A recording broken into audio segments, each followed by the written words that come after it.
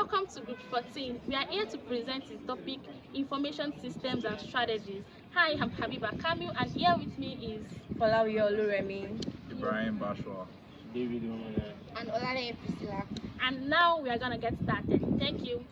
Hi, my name is Olale Priscilla and I'm here to introduce information systems and strategy. What are strategic information systems?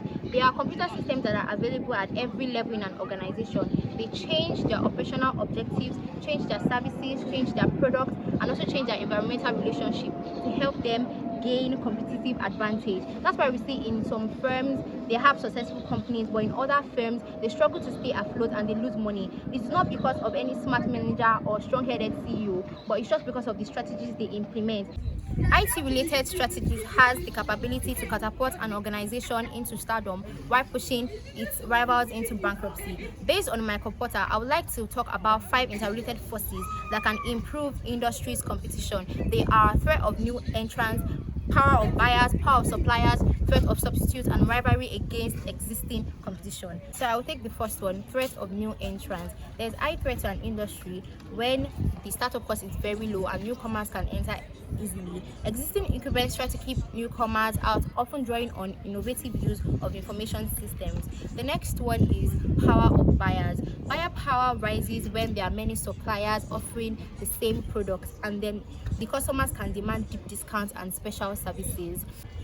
The next one is power of suppliers. Suppliers have advantages when they are the only ones supplying a particular product and they can charge more. Information systems impose high switching costs, which adds to suppliers' power. The next one is threat of substitute. Threat of substitute is high when there are availability of alternative products, especially if they are cheaper. The last one but not the least is rivalry against existing competitors. An industry's profitability depends on the intensity of the rivalry among existing competitors, why they are fighting and how they are fighting. If firms mainly compete on price, rivalry is high and it also causes slow growth. Thank you. Hi, I'm Habiba Kamil, and I'm going to be talking about factors that affect how the 5 forces operate. So, about one factor is disruptive technology and innovation. So what exactly is disruptive technology? They are technologies that come on board and disrupt all the old things that have been on ground before them. So for instance, when Casio came on board and brought out cameras that was not using films, what they did was that they made all other cameras that were using film at that time irrelevant, especially when they improved the technology and they decided to have a high resolution. So this kind of technology disrupts every other thing that has been there before, unlike the creative technology. Then the second one is the government's policies and action. So how does government policies and action affect these forces? Number one is through patents. So when government release patents, that when a particular company has patents, it's going to prevent other companies from entering the industry, which affects one of the competitive forces of business. Then the next is complementary services and products. For instance, when Bill Gates, when he invented Microsoft, what happened was that it took 90% share of the market because they were able to provide complementary products and services into the market. And lastly is the environmental events. So environmental events like earthquake and all those kind of environmental events affect the whole industry, because it makes other companies, like some companies are always affected by this. For instance, the gas emission, it affects some particular industries and it makes them not to be able to compete effectively in the market like they used to. So I'm also going to be talking about the value chain and strategic thinking. So what exactly is value chain? So value chain is the entire activities that a company perform to create value, right from the point where they source for raw materials to the point where they market it to the point where they sell it. So and it contains everything they do to transform raw materials to finished goods. So number one, we have different components of this value chain. We have the parts whereby the support activities, and we also have the primary activities. So companies perform these primary activities through production, marketing, and delivering the goods and services, while the support activities are other activities that are performed in the value chain. So Also, we also don't only limit the value chain to the company and the buyers. We also extend it to the suppliers, where there are some suppliers that help the company to do better because they supply at competitive prices, which improve the competitiveness of the companies. So that's why we extend them to suppliers and also buyers. For instance, when buyers give reviews on Amazon, they make the company to make more sales because they make them to be more competitive and help customers to make decision. And lastly, I'm going to be talking about the benchmarking component of the value chain. So what exactly is the benchmarking process? Benchmarking component, what they do is that they help us to be able to compare different performance in the value chain and be able to weigh them. So a benchmark is a standard that we use to compare the entire thing. And for instance, how much are you spending on your employees? How much are you spending on your raw materials? These are different factors that we use to benchmark in the value chain. So thank you for listening. Okay, I'm Folawiyo Oluremi. I'll be talking about the competitive strategies in business.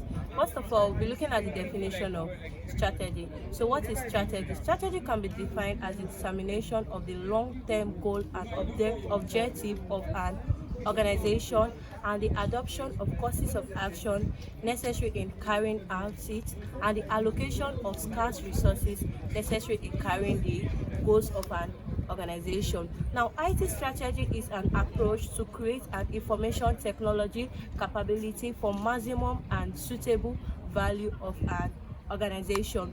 Next, we'll be going to Poptal's 3 basic strategy. Number 1 is low-cost leadership strategy. What is low-cost leadership strategy? This means becoming the least cost producer in the market and using information system in a way that gives a customer the lowest price and offering similar products but at a lower price. Okay. Secondly, we'll be talking about product differentiation strategy. What does it mean? We're identifying and communicating the unique quality of the product because they are different and better than other products. For example, you're looking like your iPad, your iPhone, and etc. Thirdly, we'll be looking at focus niche strategy. When we're talking about focus niche strategy, we're talking about taking a niche in the market, that is taking a special place in the market, that is identifying a particular market and identify your particular customers that are actually interested in your product and offering it to them. Now we'll be looking at the role of information system in strategy. Business information system is the process of decision making and simplifies the process of delivering the required information and hence assist in taking better decisions instantly. Secondly, it helps organization alter business strategy, plans or structure. It reduces costs by using information system to support all the back office function, e.g. like our payroll system. Instead of you calculating directly, the information system does everything for us, and information tracking. So information system is very important because it provides a connection between the demand of an organization and latest information technology. It helps organizations to get hold of the market by utilizing information to meet its challenging requirements. Thank you. My name is David Yomina. I'm here to tell you the importance of information system in non-profit organizations and in the government. In non-profit organizations, information system is used in fundraising and volunteering. In fundraising, many non-profits rely on donations and specialized information systems to help manage their activity. In volunteering, it helps volunteers find a project that needs their skills. Information strategies in the government. It helps the government manage their payrolls, budgets, procurement, assets, and inventories. It also increases access and enhances the services to the public. It also helps to fund research for technological innovations. Thank you.